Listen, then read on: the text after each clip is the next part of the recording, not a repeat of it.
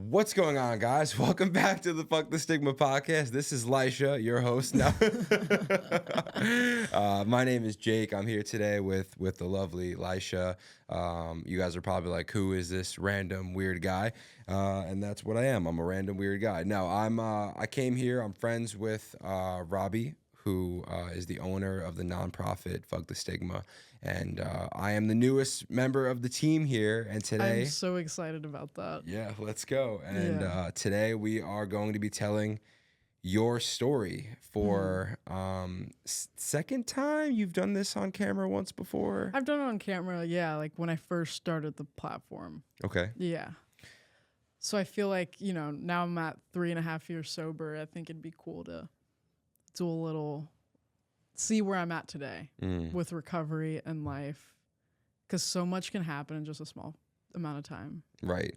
Yeah. It's actually kind of crazy. It is. Yeah. It is completely insane. I met you on FaceTime a few days ago, and then I met you in person 2 days ago, and it feels like we've been working together for months. Yeah.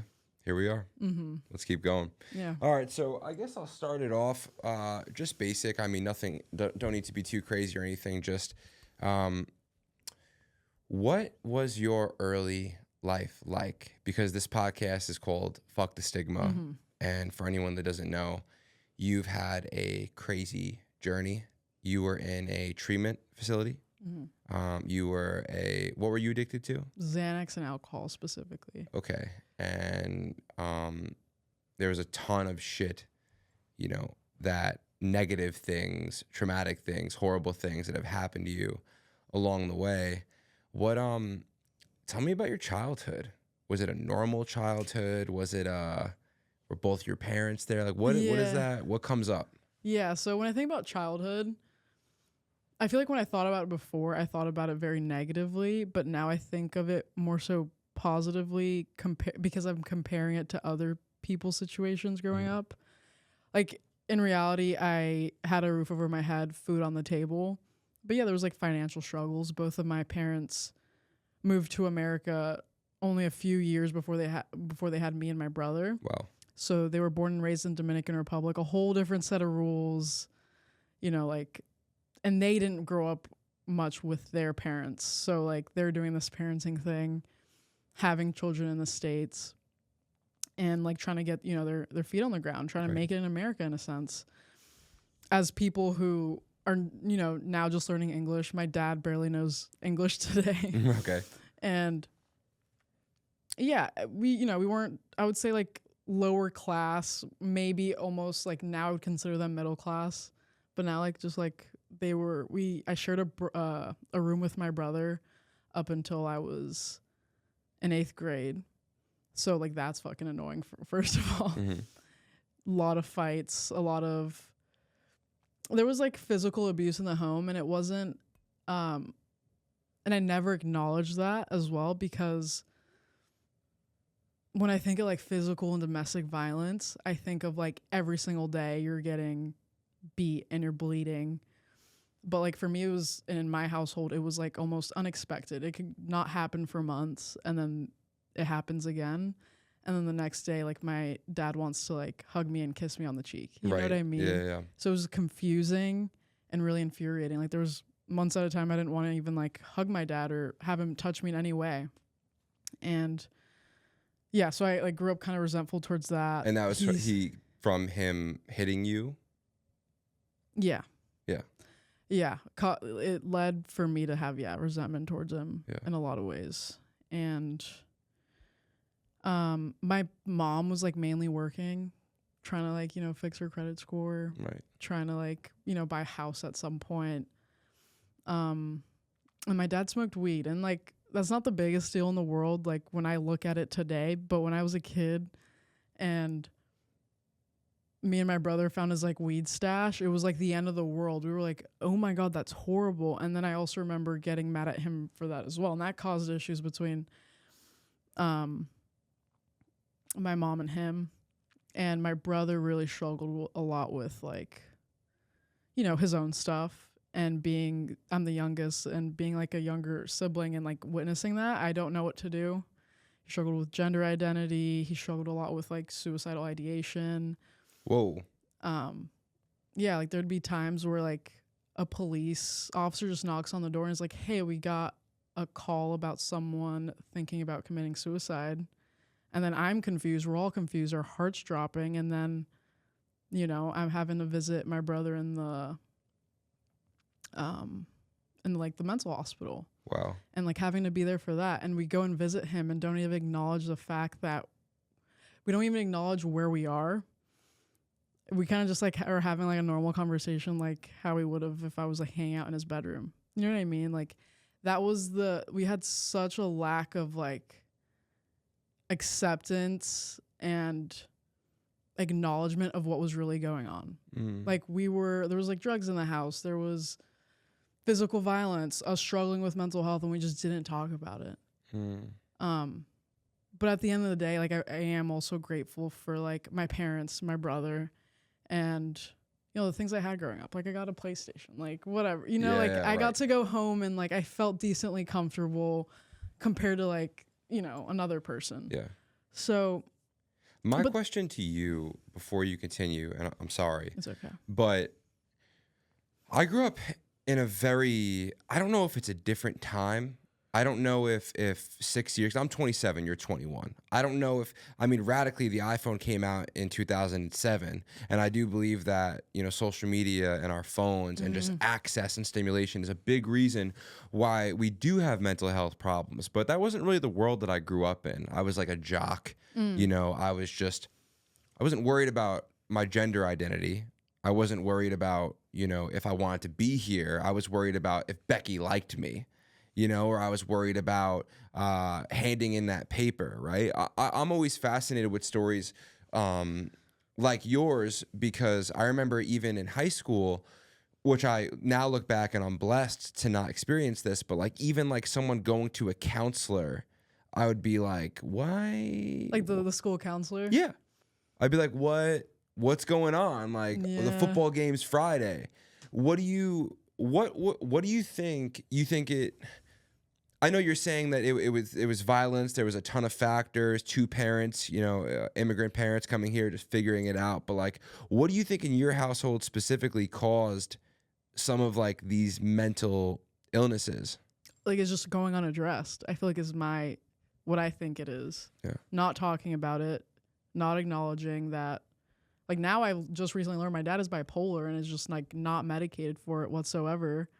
Smoking weed on top of that is gonna lead to violent outbursts. Like it can. That's a possibility. And yeah, we just like my mom is very I've noticed I picked up a lot of her qualities. She is very introverted and she wasn't taught so like how to communicate feelings. She's always kept to herself, and I feel like she kind of brought that into the home. Like she walked on me crying one day and like just walked out of the room. Like she didn't ask what was wrong, like, you know, why are you crying? It was just like, I'll let her sort that out, you know, get herself together. It was just the lack of talking about it, hence wanting to break the stigma surrounding talking about mental health, if that makes sense. If that answers your question. No, it does. It does. So go on. So, you know, there's all this shit going on in the house.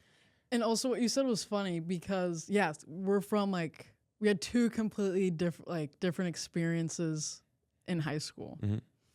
Like I remember like wanting to try out for the soccer team, and then I didn't because I was like, I'm actually going to go hang out with this girl that I want to talk to. Right. You know what I mean? Right. Like I just bailed that fun idea just to like get a girlfriend. Yeah. And then just not being, I just didn't really like have like I had a lot of like social anxiety, which I noticed when the first time I got drunk was like my sophomore year of high school. Like I drank a little before then, like when I, you know, sneaking alcohol as a kid. But the first time I got drunk, I was having like a sleepover. And one of the girls I had a crush on, and the other people were just like, you know, friends. And I remember having so much anxiety about this sleepover. Like I was acting weird. Yeah. I was not acting right. They were like, what's up with her? But I just felt so uncomfortable. And whatever reason, the idea of like, let's go get drunk came up. And I was like, great, let's figure out how we're gonna do that. Stole my brother's car, drive to a Sheetz, shove Four Locos and Strawberries down our pants. Everybody did. Let's go. Run out. Like, I don't have a license. Right. Go back to my house, and we just started drinking. So we just started drinking all these Four Locos and Strawberries, and like all the anxiety, all the fear, all the, the nonstop racing thoughts just stopped. And I correlated that with like relief. Like, I can finally be myself, speak my mind if I have this like alcohol in my system. I was feeling all warm and fuzzy, and now I can talk to you, tell you I love you, and not feel weird about it. Like, not feel shame and just anxiety about what you think of me. So that's what I correlated with like my first time drunk and alcohol. I loved it. I fell in love. So that was like, when I think about that and our differences in high school, that's kind of like what I think about. Cause yeah, like you were playing sports, and I feel like I struggled mainly with like, obviously addiction. Like, from that first time I got drunk, it just skyrocketed. It just went crazy. It got worse and worse and worse progressively and very quickly. And yeah, then it became like drugs, alcohol, and sex. Right. Became my life. Yeah. After that first time I got drunk. Yeah, me too. So we share that in that sense, but like there was no, I was blessed to cross over the suicidal like ideation and shit like that, because that's what confuses me about really where we're at. I don't know science, I don't know statistics, but and maybe where I grew up, right? Like, that's not the entire world's experience, but I just personally feel like it's much worse now.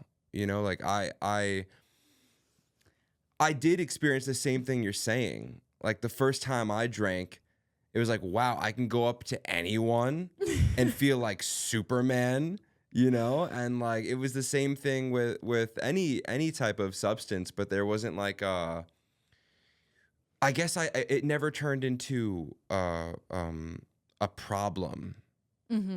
What about your experience? Did it turn into a problem? Okay. That's a good question. That's a good one. This is like just something random that came in my head. Yeah. But correlated. And my brother, I remember like in the midst of like my addiction with like Xanax, I'm sitting in the base in our garage smoking weed with my brother, and he's like, why do you feel the need to always get high and like black out?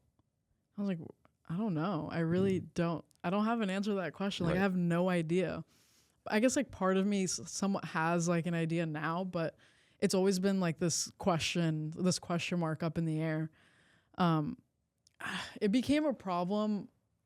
When I just started drinking, it was like, okay, this was so much fun. Let's do this next weekend. Now it's like every other weekend. Now it's every weekend. Now it's school days. Now we're skipping school. Now I'm skipping school to get drunk. And I just became like obsessed with it in a sense from like my sophomore, junior, and senior year. And I don't know what I was running from. I might have just been like my feelings, my emotions, the racing thoughts. It might have been because I don't know how to be in a relationship and I'm really insecure. It was just like running from feelings constantly. Like, I never wanted to look at what was going on inside myself. I didn't know how to process feelings, emotions, or anything of that nature. Like how I was saying, like my brother struggling with like suicidal ideation. I've never been taught how to cope with that. Right. I've never had a therapist. I've never been like medicated. I've never like, nobody's asked like, oh, like how does that make you feel? And then, later down the line, I get sober and somebody's finally asking me those questions. Right. And I'm finally processing and dealing and coping with trauma or things that have affected me. So it just became, I don't know. It just kind of spiraled. Yes. Yeah. And that's what makes me think like proof that I'm person that struggles with alcoholism and addiction. Right. I don't know if there's like that one reason. I almost feel like it was an accumulation of things. Yeah. Well, it got pretty bad, right? Like you had 3 DUIs in 1 year. Yeah. So I got like my driver's license as soon as I humanly possible. Like I was ready to get on the roads. Yeah. But so that was around like my sophomore year, and I start being a little more of a delinquent with skipping and such, but then drinking and driving was bad, 100%. But I started drinking. So you're like 16 years old drinking and driving. Yeah. That's crazy. Yeah. No, it's horrible. Yeah, I know I laughed, but like that's horrible. Yeah. Like what was I doing? Had no business being out on the roads and doing the things I was doing. But yeah, what I did was, like drinking and driving's already bad, but I was drinking and driving and popping Xanax. And that's like where it just went so downhill so quickly. I was telling you this the other day, how sometimes I struggle to identify with being an addict or an alcoholic because of how short-lived it was. Like I just caused so much chaos in like 2.5, 3 years. I was like, drug addicts, they're doing stuff for like a decade and all this stuff. So like I came up with a lot of rationalities. I rationalized a lot of reasons of why I'm not an addict or an alcoholic. But like Xanax came in the picture when I was going through like, it was honestly like a friendship breakup. And I started hanging out with somebody else and they're like, yeah, let's go get some weed. And then I guess the dealer was selling this green pill. And it was like the Xanax, like the green Hulks. Okay.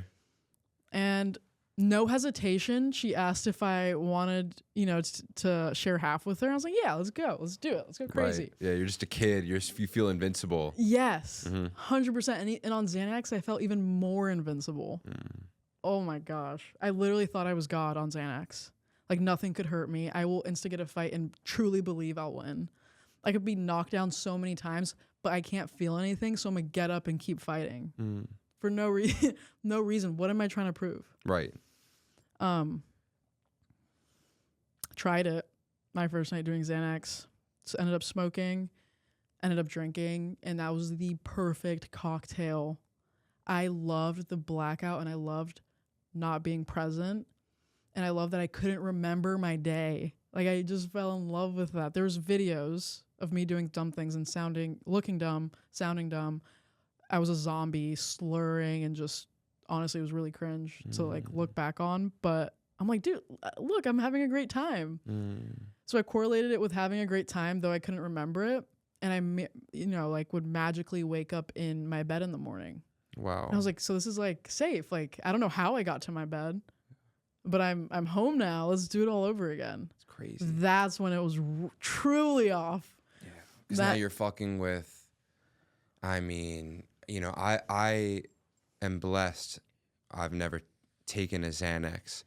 I'm not really a downer person. If I were to do something, it'd be like a Molly or cocaine or something like that. But like I was around, a lot of my friends were like, it was in the rap culture, at that time. Yeah. And everyone was fucking with Xanax. Like downers were a thing, you know? hear it in almost at any rap song.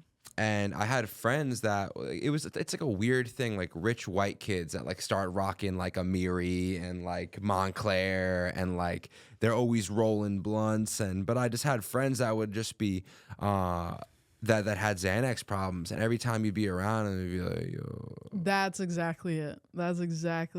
And I'd be like, what the fuck is attractive about that? But now for the audience, like I had my struggle was a panic disorder. That was like, I guess I've had a ton of problems, but like I'd say I should have gotten treatment for that. I didn't. And my life was much harder because of it. But now I know why we want to feel like that. And it's because we're afraid. We want to forget the day. We want to escape. There's something where we want to escape. Yeah. It's stress. It's like, it blows my mind because it's like, do you think that's just how human beings are naturally?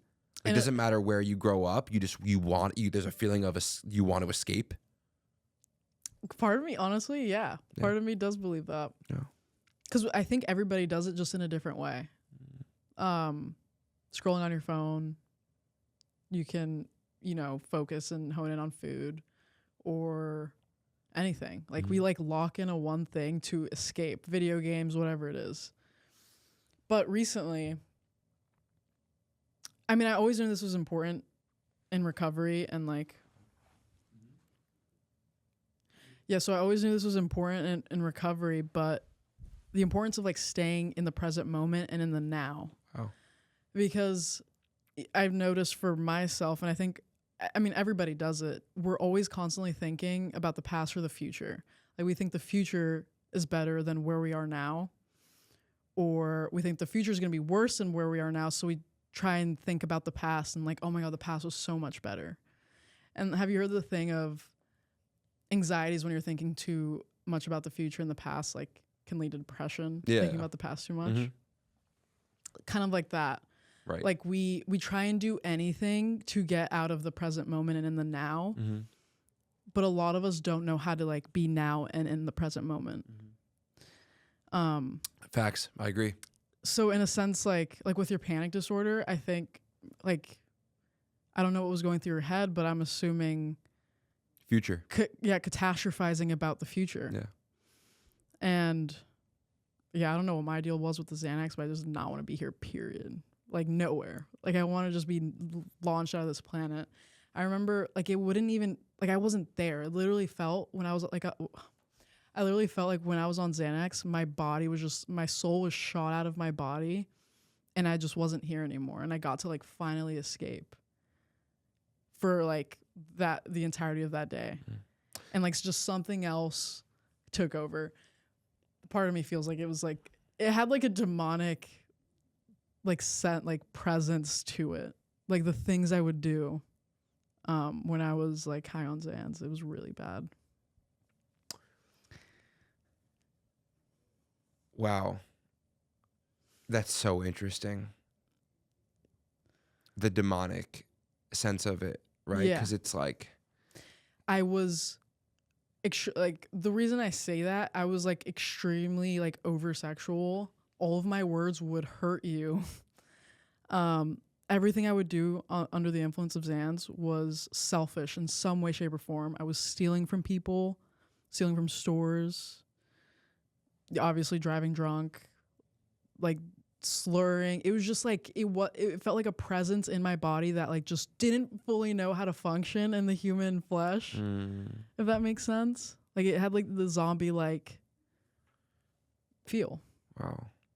What's the number one thing that you may have done to someone in that state that you regret? If there is something. Because I know like you are, I don't know the terminology or the wording. I know you're recovered now. I know a lot of people have issues with certain words, but, I know, when I look back on my past, I try to not live with any regrets. And I don't think that's even that healthy. But what's one thing? Was there a specific night with someone maybe where, when you do end up getting sent to treatment, you go, you know what? I don't want to be that person anymore. I could list a few. Yeah. Of the things I've done under the influence that I'm like really not proud of. Yeah. Stealing from like a pregnant woman, like entrusting in me and I just stole from her. Like beating my friend up, like pushing him, punching him, kicking him into a car. I got like my ex-girlfriend like extremely in very deep trouble with the cops and she was a minor at the time. So in turn, her parents as well, the police and her parents. A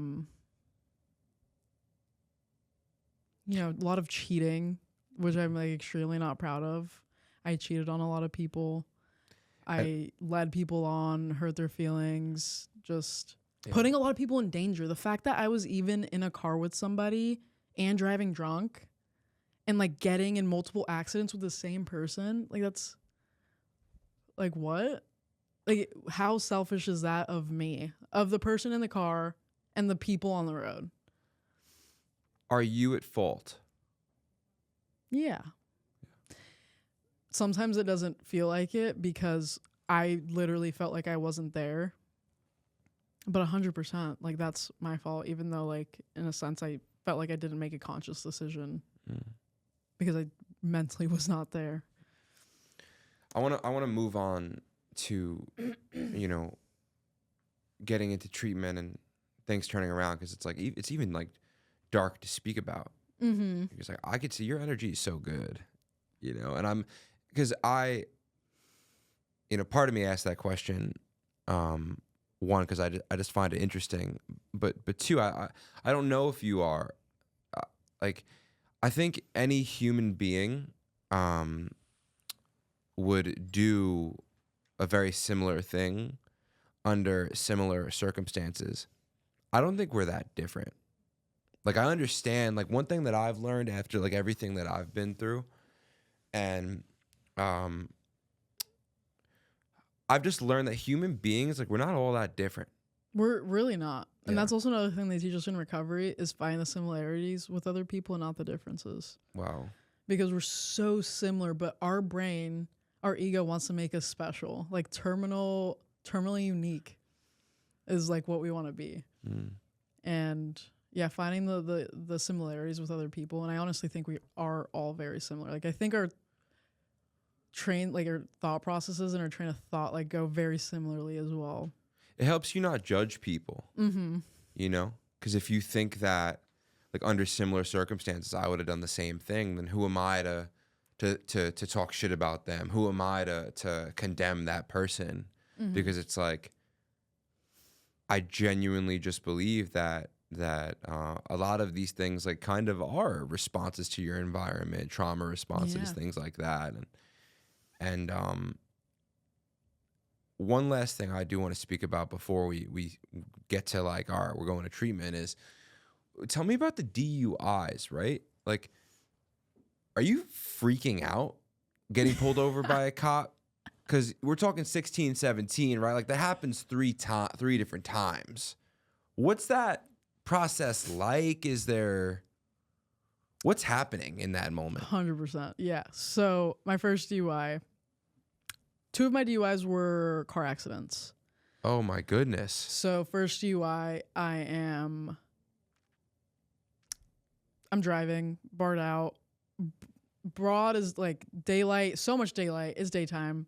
And my car, I'm driving and I just make a weird, like I jerk the wheel a little bit and it just starts spinning. Like I was driving an older car, it just starts spinning 360s until eventually I hit like this brick mailbox.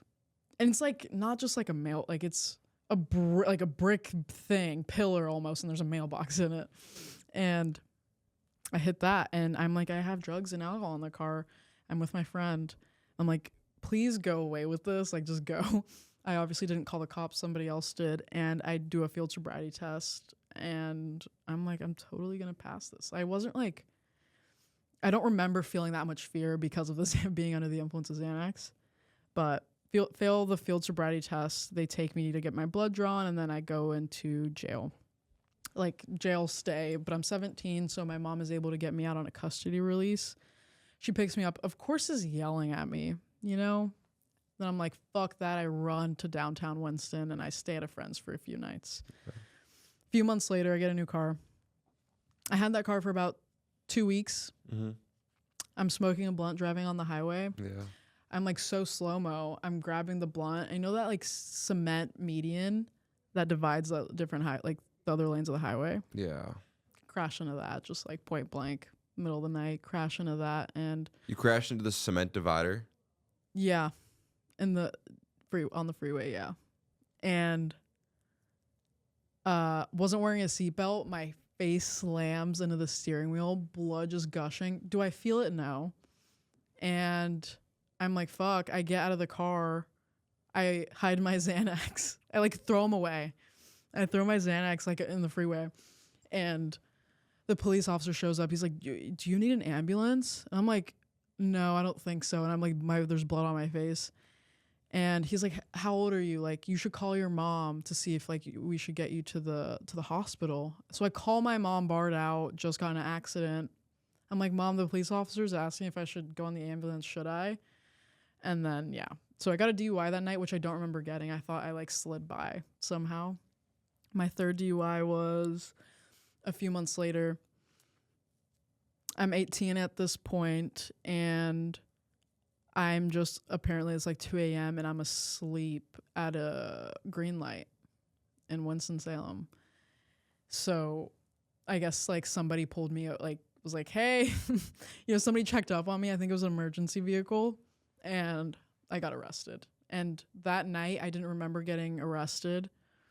So I woke up thinking I was waking up in bed, and I actually was in a jail cell because I had no recollection. Sometimes I can like remember a few moments of the previous day, but this time like I took too many where it was gone. The memory was gone. And it's funny like that. Like I told you, my first time doing Xanax, I woke up in my bed, and most of the time I would wake up in my bed. But this time, like the last time I did Xanax, which was that night I got my third DUI, I woke up in a jail cell. And that was like my bottom. That was the first time in my life I felt suicidal. And I just was like, I'm done. Like, I don't know what to do. I don't know what to do differently. I don't know what the answer is, but I'm so done with this cycle that I'm in. Because it was an everyday cycle of waking up. I'm still kind of loopy, but where am I getting drugs from today? Like, who's going to supply? Where am I stealing alcohol from? Whose ID am I using? All that was just like my cycle for years. And like, this is COVID as well. So I'm not going to school. It was a miracle I graduated. So that my third DUI led me to treatment. That was kind of like the done situation. My lawyer was like, we need to make this look good in court. He was a great lawyer, but he said, we need to make this look good in some way, shape, or form in court. Have you considered going to treatment? It's insane you got 3 in the time span of 11 months. So that's kind of like where I started going to treatment. I think it's life-saving. That was divine intervention. Yeah. Yeah. Like I cried after he told me that, of course. But yeah, it was really time to like, I had nothing going for myself. I felt as if I had nothing going for myself. I had no dreams, aspirations, goals. And I had almost nothing better to do with myself. I was like, I guess I'll get help for my substance use. So a few weeks later, we made the call, and I end up going from like North Carolina to like Malibu, California. And who would say no to that first off? Yeah, it's kind of fire. Like out of all the places, like you got to go to Malibu. Yeah. Who would say no? But I was like slightly scared. Mm-hmm. I still drank and smoked weed because I thought those were socially acceptable substances to use.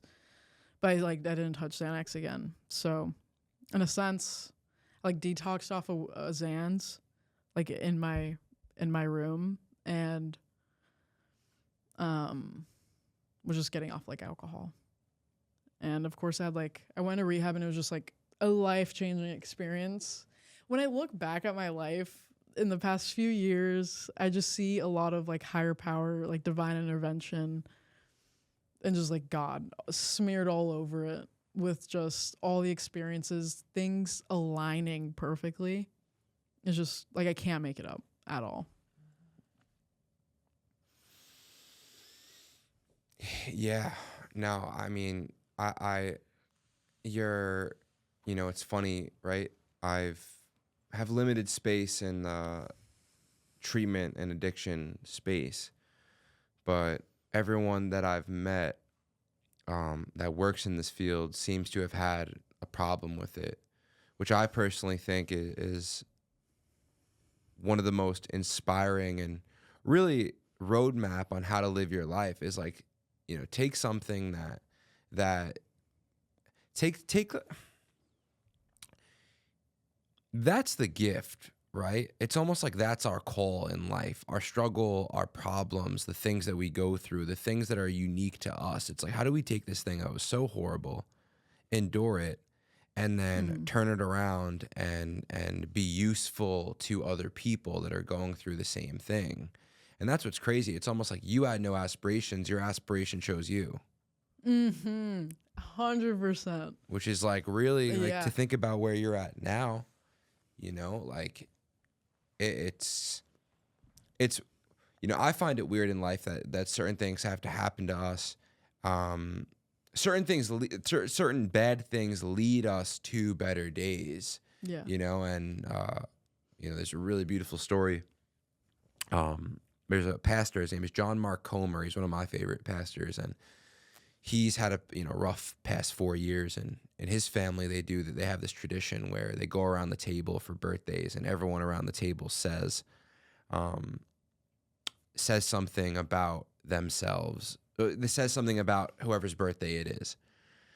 And everyone starts saying, like, oh man, John Mark is so patient. John Mark is such a good friend. John Mark is such an amazing father. They're saying all these beautiful things about him. And he realized, like, wow, everything that they're saying about me, if I didn't go through shit, I wouldn't have those qualities.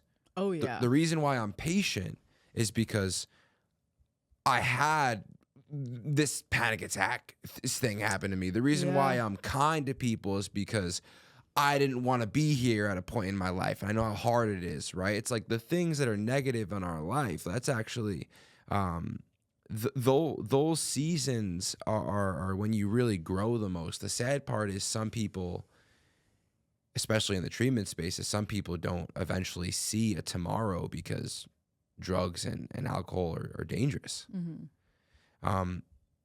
When you get to treatment, tell me, walk me through that. Walk me through treatment. And yeah. No, but I really appreciate what you said about, experience shapes us into the people that we are now. Yeah. 100%. Because you learn so many, in a way you're learning lessons from your experiences and you grow. If we had the easiest life in the world, I don't know. It's just it builds our character, our qualities. I think and that's why I'm also grateful. I have no regrets of the things I've done, experienced. I wouldn't, I don't live in regret and I wouldn't change anything. Yes, I wish those things didn't happen, but I'm glad it shaped me into the person that I am today in hopes of helping other people and guide them through whatever it is, mental health or addiction related. But I think we need to have grace in the world. I think that we need to understand that, what are we, if someone can be a bad person and then they can become an incredibly good person, why are we holding why are we treating someone I don't know, why are we so critical of someone's past mistakes when your shit smells like shit? You got your own shit. If anything, and that's, I almost feel like that's a reason why a lot of people don't change as well, is because they're like, well, it's already so bad, and I think that I just think the world needs more grace, because without grace and hope for me are synonymous, and without hope, then there is no. That's why we want to forget what's going on in our life. We do need something, a higher calling in the future, and people. Our world is just so callous to people that especially go through problems like yours, because people also want to act like their shit doesn't stink, and everyone we all pretend we're good. Yeah. We have nothing to change in our lives, nothing to fix, nothing to look at. That can be a vice for people. That can be some people's, escaping is avoiding, but also throwing shade at other people. I realized this, a lot of my old friendships, which I had to cut off, we would just spend majority of our conversations talking shit about people. Yeah. Because we didn't want to talk about our own shit. That made us feel better. But think about where you're at in life, if that's how you're if that's just how you're showing up, and also claiming you're a good person too, so I don't know. I had a thought about what you said, but then I forgot it. It happens. Let's go to treatment. Because treatment's a big part of the story, without treatment. Yeah. So I go to treatment in Malibu, and I'm not at this point where I'm calling myself someone who struggles with addiction. I'm not identifying with I'm an addict, I'm an alcoholic. they consider it important to get to that point. It's a self-diagnosed thing. Like nobody's going to be able to tell you you're an addict or an alcoholic. Only you can call yourself that. Otherwise, it's like, you know, you don't, even in the AA big book, it's like you come to that realization yourself. Like nobody can tell you to go get help, if that makes sense. And so I wasn't at that point. And because I have this idea of what an addict and alcoholic looks like, because I placed my own stigma on addicts and alcoholics. I'm not homeless. I have a roof over my head. I'm not banging at the drug dealer's door for a front. All these different things. Like, I was just trying to make myself different from those people. And so I walk in there and I do go in treatment with an open ear and an open mind. I'm like, I'm here. Let's make the most of the time. I'm there for 45 days. This is the first time in my life I get medicated. This is the first time in my life I get a therapist and therapy every week. This is the first time in my life where I'm taking an actual look within. And first time I'm getting introduced to the 12 steps, which is basically the route that they suggest for addicts and alcoholics to find recovery. Like, treatment's good, detox, residential, all that's cool and good. But 45 days isn't going to cure you. You have to continue the internal work, which is what you do through the 12-step programs. And I feel like the importance of detox and residential is the separation from your surroundings, from the drugs, to just obviously get the drugs out of your system. And it's almost forcing yourself to take a moment and let's talk about it. What's going on? What's going through your head? Is there something we need to address now? Your brain's chemicals, what medications you need to be on? Do you need to be on any? Maybe diagnosing you. And it's not so much about the label. It's kind of now we know how to address your issues. It's not because we want to tell you you're bipolar or that you have PTSD or anxiety or depression. It's because, okay, now we know how to move forward, find a solution. And so that's what was cool for me. I got diagnosed with PTSD, anxiety, depression. That didn't really, and it was weird because there's so many things with how I grew up. I didn't acknowledge my dad hitting me was PTSD or these other experiences. These other experiences I had caught gave me stress afterwards. And it was weird because I was also unaware of how anxiety felt in my body. When someone's I'm anxious right now, I didn't really know. My brain didn't, connect how that actually felt or what that looked like. So that was a whole experience for me, was identifying with those different things, different feelings. I struggled so much with identifying feelings and knowing what I was feeling in general. Looking back, I was definitely depressed and anxious, but I didn't know that in the moment because I didn't know what that looked like. Because I had this idea of what it looked like dishes light up in your room or your, random things that I perceived as depression, which weren't true, which were the stigmas. So throughout my whole life, I've stigmatized a number of things. And then being provided with this opportunity and this platform, I've educated myself. I'm now aware. And I'm coming forward with my story and my truth. And it's wait, I've been struggling with stigma my whole life. And now I'm finally getting that chance to break out of that. What is a stigma, in your opinion? A stigma is a negative connotation or a judgment on a specific issue, or a prejudice. And that being led to treating you differently. I struggled. You can use that to treat people differently if you have a stigma towards them. And there's a lot of different types of stigmas. I struggled with more so with self-stigma. I wanted to, when I was younger, I wanted to be white so bad. I did not like my Dominican culture. I wish I wasn't Dominican. I wanted to be a Caucasian very badly. That's who I was surrounded with in school. I wanted the soft, straight hair. I wanted the paler skin. I wanted to be skinnier. I wanted to always speak English. Like I've lost almost like my ability to speak fluent Spanish because I've prioritized only speaking English. I only made white friends and all these different things because I didn't want people to come over and eat my parents' food because it's so different from American food. So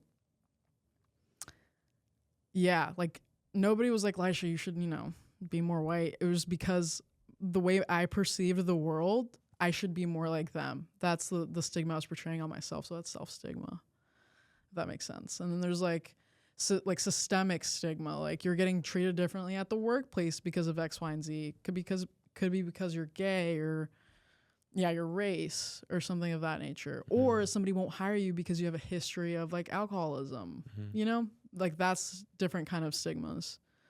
Like literally being treated differently because of like a stigmatized thing. Yeah. In terms of your sexuality, you said you wanted to be white so bad. Did you also want to be straight? Yeah, I think I did. I definitely did. Because even today, I don't like people knowing right off the bat when they meet me that I'm a lesbian. Because I subconsciously, I really do have this fear that you're going to view me and treat me differently if you know that about myself. I'd rather you meet me regardless of my sexuality, and then you learn that further down the line, so you have, you can judge me based off of like actually me, if that makes sense. Yeah. So yeah, in a sense, I did kind of want to be straight, and sometimes I don't like people knowing right off the bat, which kind of sucks. Like, sure, I'll tell you if you ask, but I try very, very hard to not make it the entirety of my identity and personality because of the way people view like lesbians or gay people. Do you think because some people are very opposite, right? They make it their entire identity. That's my fear. Well, I think in a way there people who do that to like almost on the other side try to like convince, I don't know, like it's I know like what you're saying. Yeah. You know what I mean? Yeah.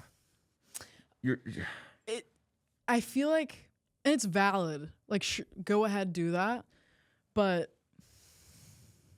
it's because we, like gay people, the whole LGBT community, has been silenced and has been almost in a sense hiding themselves for so long that they feel the need now, since it's more socially acceptable, to be out loud with their gender, with their sexuality, and X, Y, and Z.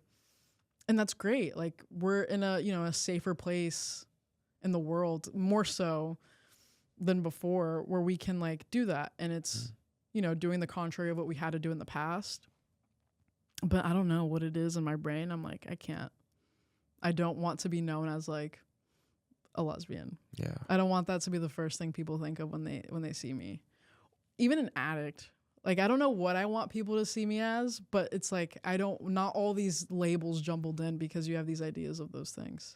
What do you think about your life, right? Like outside, like, do you ever think that in a sense you were more normal, whatever that even means, if that's even a thing?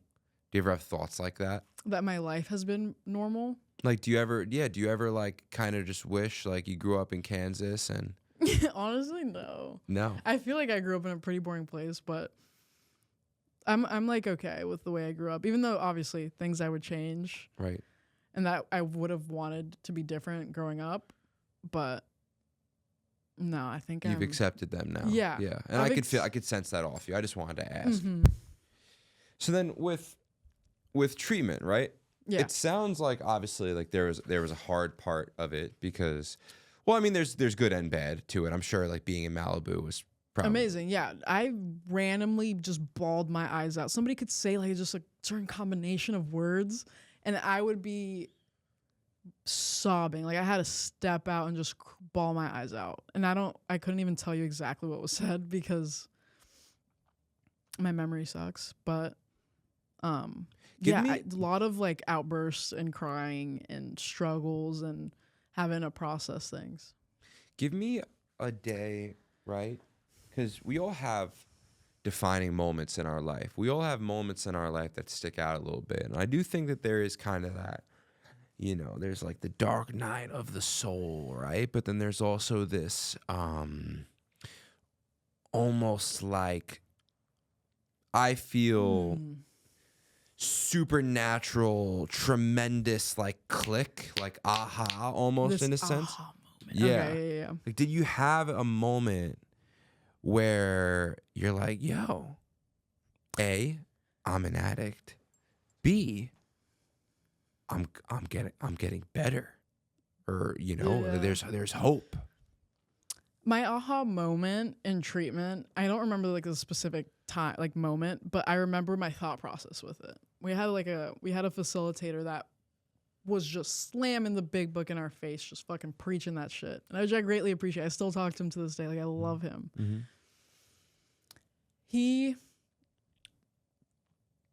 I was vocal in group. I'm like, I don't think I'm an alcoholic. I don't think I'm an addict. And they're like laughing, like, really, Laisha, you're not an addict or an alcoholic? They're like, you have 3 DUIs. Someone does not get in the car drunk driving, gets a DUI, and then does it 2 more times. In reality, I did it many more times. I only got caught 3 times. The fact that I had like consequences. So the definition of insanity is doing the same thing over again and expecting a different result. I got in a car drunk and expected to not get a DUI the next time, if that makes sense. Like, that was my insanity. Addicts and alcoholics, like, in the midst of their addiction, they're insane. I used and expected that my partner at the time just wouldn't be upset whatsoever. When clearly they were, but I expected, they'll react differently this time. Expected my parents wouldn't be pissed that I'm coming home like a zombie. And yeah, expected they would react differently. And robbing people, expecting they wouldn't want to kill me after. And, you know, like, let me try it again. Maybe the next guy won't want to kill. Like, constantly doing the same thing over and over again and expecting a different result. Was what I was able to look back on and realize when I was in treatment. I'm like, wait, hold on. That is insane that I was doing those things. Yeah, that was kind of like my aha moment of like, a normal person wouldn't have done that. They would get 1 DUI and be like, okay, I'm done. I'm not making that mistake again. You would learn from that lesson, but yeah, I didn't. When is something a problem? When it causes a lot of pain, I would say. From like referring to what we were just talking about, I would say like when it causes a lot of pain, too much pain, where you're like, I have no other option but to change whatever the fuck I'm doing. But you didn't even get to that point because yours was forced upon you, right? Yeah, in a sense. It was almost chosen. It wasn't forced. It was almost like chosen for me. And I was like, yeah, whatever. So how does someone, right? Like, you know, I have friends that I think have problems that I think would severely benefit from seeking something. I'm not saying going to treatment, but I just think that, like, you fuck around enough, you're going to find out. And we live in a crazy world. Like, there's certain behaviors, only takes one time. Like, you can get, like, I just have friends that are just really good at getting away with shit. I'm really good at getting away with shit too. You're just unlucky, actually. No, 100%. Yeah. 100%. But it worked out for me, yeah. Right. Like, you say you are lucky, but you know, like, what, I guess then how do I say, like, how do you help someone, you know, as because you have a lot of experience with this, how do you help someone that you know has a problem? Where do you start? Because you can't say, hey, like, can you confront someone? When do you 100%. Yeah. Because Okay. otherwise you're just like beating around the bush. Okay. If you don't tell them straight up. Be like, hey, this is what I think. I mean, I would do it obviously like in an open way, not too hostile, but, you know, assertive. Like, hey, I've noticed X, Y, and Z. The way I'm perceiving this is this way. Have you thought of like a solution? Or can I help you find a solution? Like, do you feel like this is a problem for you? It's kind of how I would go about it. Yeah. Like with like in the 12 steps, you like sponsor. You get a sponsor and you get a sponsee. And a big thing in the world, the world I grew up with in AA is like, you're going to call people out on their shit. Even your friends, we're going to call each other out because we're blind to ourselves. Like one of my mentors, he would say like, self cannot reveal self to self. And we think we can figure everything out with our own brain when our brain is the thing creating the problems. So that's why we have help. That's why we get help, and we invite other people into our circle and our like support group. It's like, call me out on shit. Like, I want to be the best version of myself. So in a sense, like sponsor and sponsee, if I was sponsoring somebody, I'd be like, hey, I've noticed this behavior, which is, not really following the principles of the program. I'm here as your sponsor, mentor. I feel like we should take a look at this. Like, what's going on? So in that aspect, yeah. Self cannot reveal self to self. We're really blind to ourselves. And we truly feel like we can figure it all out. And that's like a big, huge fucking thing I learned in the program and in treatment as well. Is like, we're going to need help. Like, especially with sobriety, like that part of recovery. It's not a one-man job. You need a community, and you need people that are there to support you and help you. Talk to shit with, bounce shit up. Someone to bounce things off of or guide you. Like in the first year of sobriety, I had no thoughts, like no original thoughts. If I was doing something, it was because it was suggested that I do it. Right. And what you needed, because it sounded like you needed, I have a gripe with parenting a little bit, just because I just think we don't know what the fuck we're doing. Parenting is terrifying. Yeah. Like here and there, I'll think about having a kid. Obviously not like seriously, but the thought comes. You'd be a great mom. But like it's a lot of pressure because like, what if I traumatize this child right now? Like, you want to give them the right amount of attention, but like not get too attached and like all the things they consume if they witness like a fight between the parents, like all those things.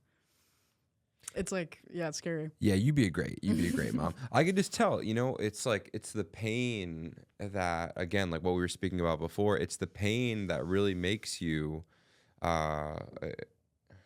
and breaking that like generational bullshit, the generational trauma with parenting is another thing. Like, I'm sure, like, yeah, if I had a kid, I'd be like, I know what I would do differently because we're going to break some generational trauma right here. We're going to talk about our fucking feelings in this household. Just to switch it up here, I want to ask you, so you go to treatment and it works for you. You have, great experience.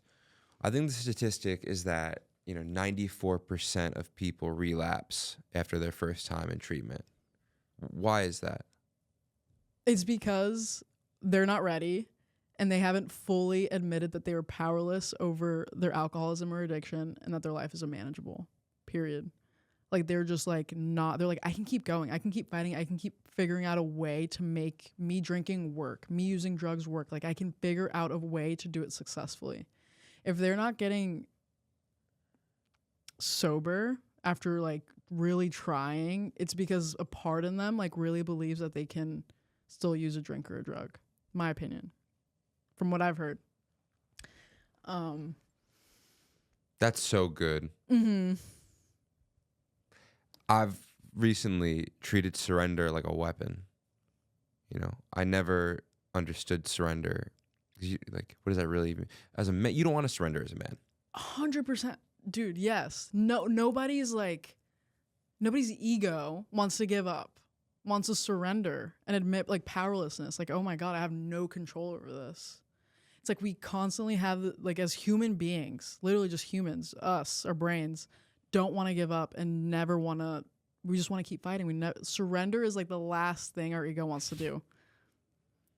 But it's the most important thing. And that's where you actually, surrender is so powerful because what you're actually, by surrendering, you're actually taking back control in a sense, because you're taking control of your ego. You're not taking control of your life, but you're saying, I'm not listening to what you say anymore. I don't care what you say anymore. Like there is a sign somewhere in that strength of surrender, even if the strength is just surrender alone or leaning on someone else. But think about how strong you actually have to be to go, I can't have another drink without successfully. I Yes. can't do it. Yeah. I can't that's where, like, for me personally, I showed you a clip of me. I look like freaking a Nazi. You know what I'm saying? This is like 90 days ago in my life, Really? and yeah, I just had I was at a breaking point. Because I think my worst enemy is my ego, because there's a million different reasons for it, but that was just one of my bigger battles. Was ego was really everything. I mean, we live in a country where ego is everything, Yeah. it was always on me. The football game was depending on how well I played. Yes. The Yes. women, how well could I rizz them up? The clothes I wear, how well can I show myself off in society? It was always like a me, that I just inherently like learned to be selfish. That was just something that I learned to do. And I think that God beat me down so bad, because I was never going to actually experience a deeper. I think that self-love is bullshit. I think people preach self-love. I think that's a ridiculous way to live your life. I think on the surface it's a nice concept to like love yourself, but love is actually selfless. Love is selfless action, in my opinion. Mm. I don't think you could ever love yourself, because yourself is like this egoic. Yourself is like this, like, myself is a monster. I have no reason to love myself. What I'd rather do is it's like almost love universe, like not self-love. It's like universe love, Universal God love. family love, friendship love, brotherly love, serviceable love. I think like that to me has been everything, because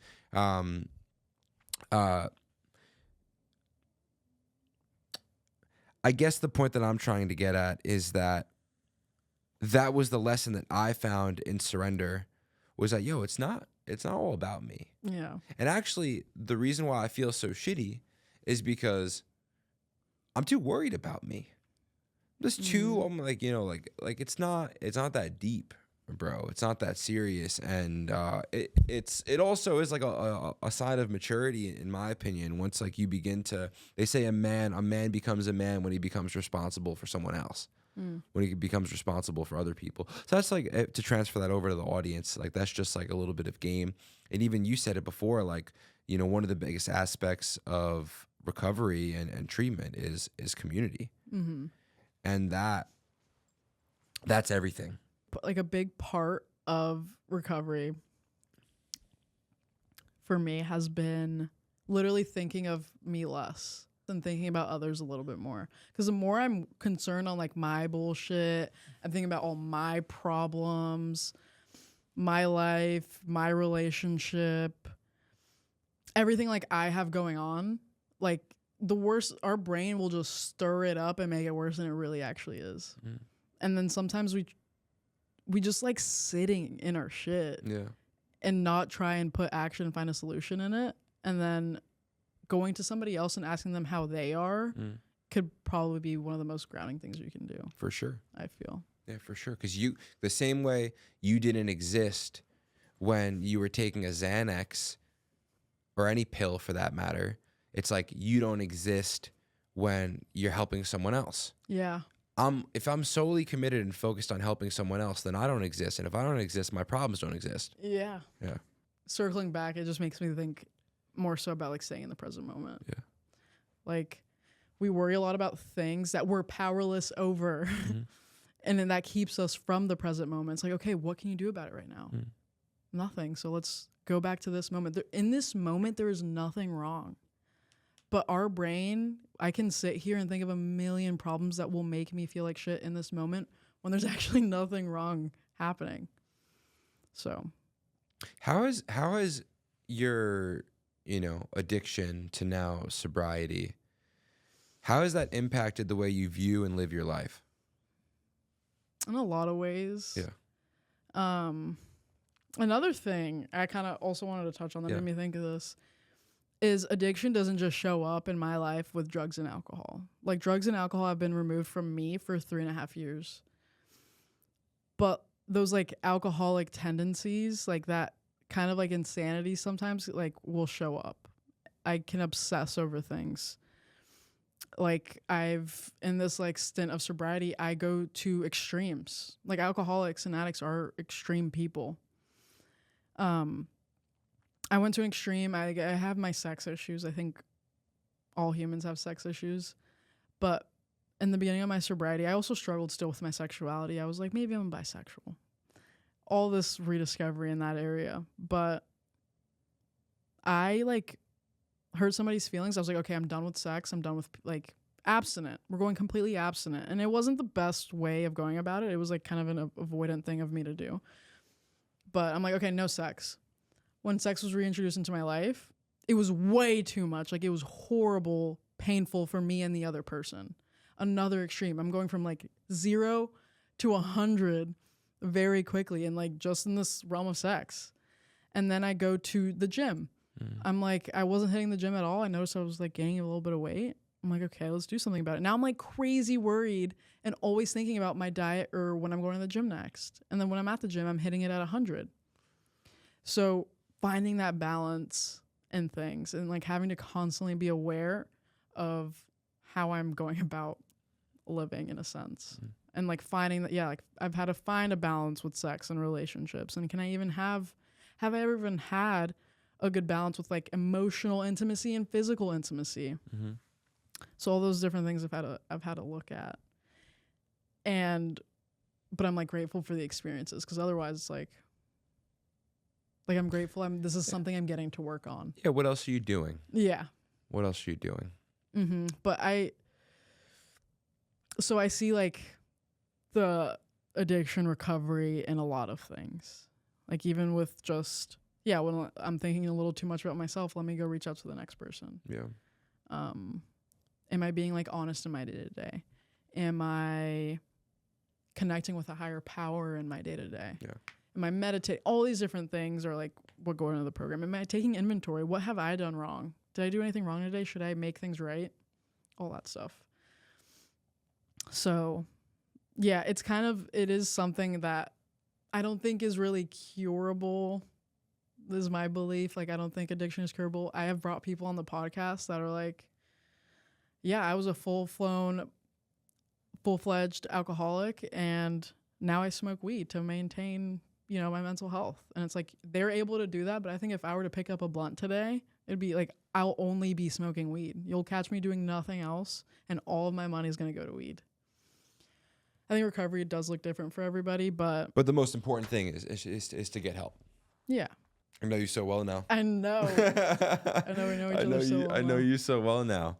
All right, so now,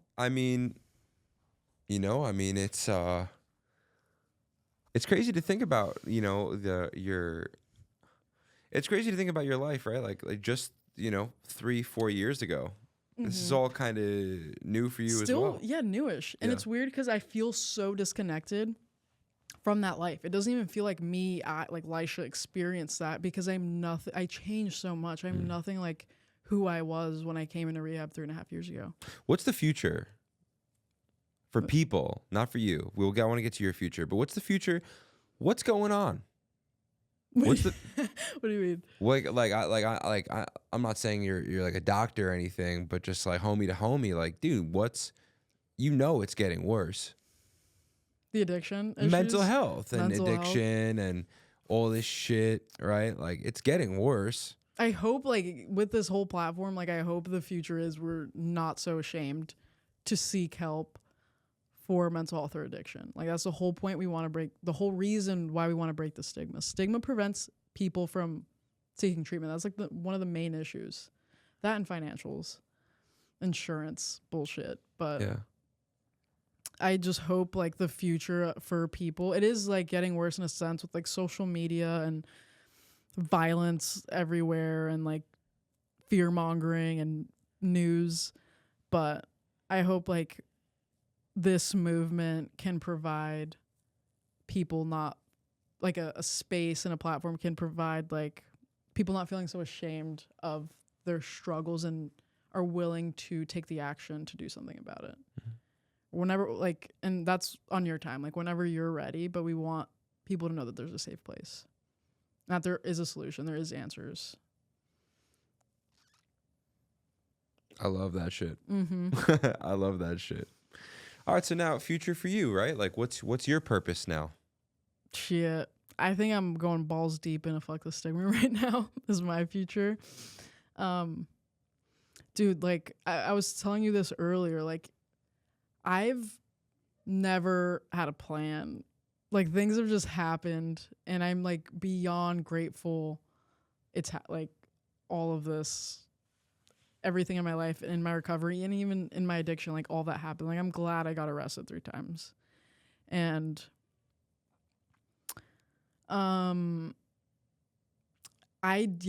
long story short, I don't have a plan. I have no idea what's to come, but I do believe it'll unfold.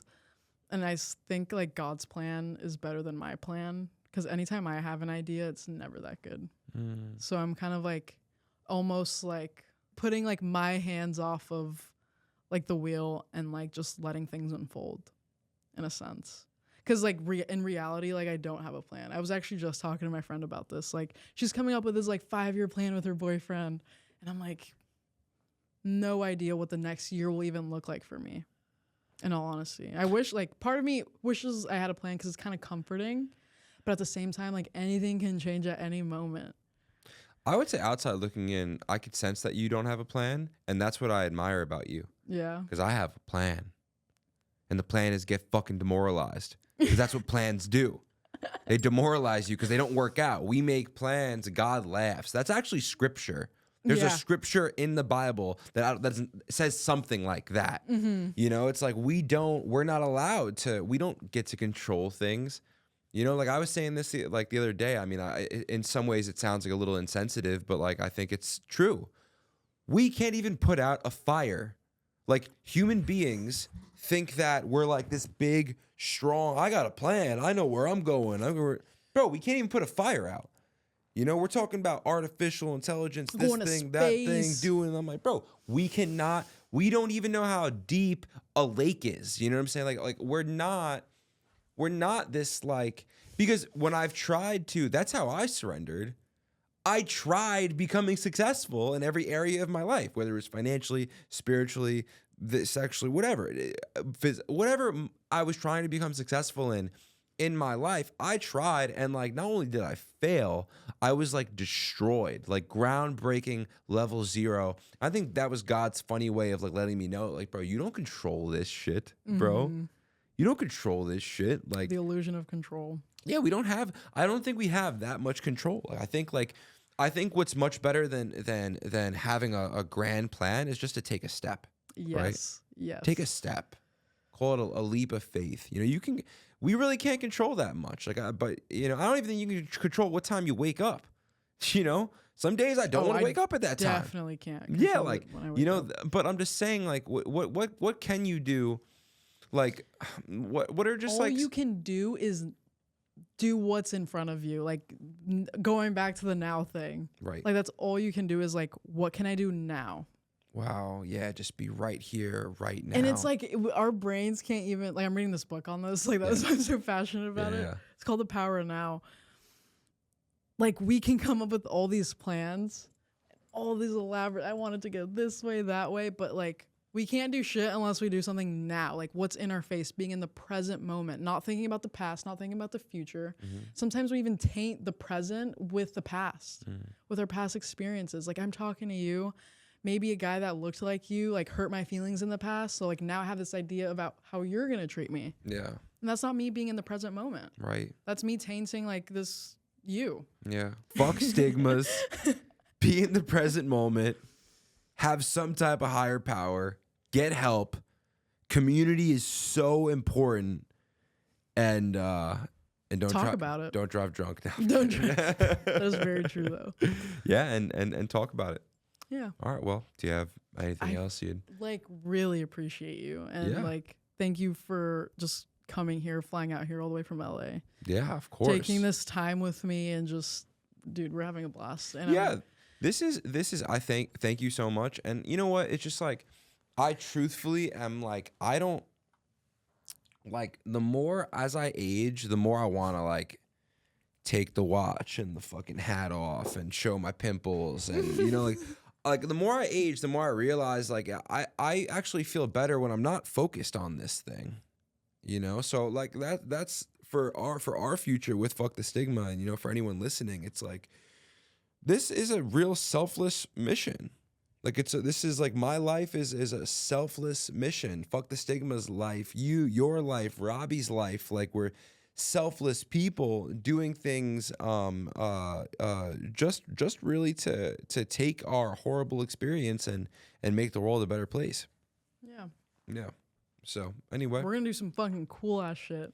yeah. For anyone listening, also we are going to be traveling once a month, having on crazy guests, and the quality should be much. Today was all right. We test run today, but had to set it up quick. But quality, we're investing a lot into equipment. We're investing a lot into guests, travel, and expect a lot of beautiful things. Yeah.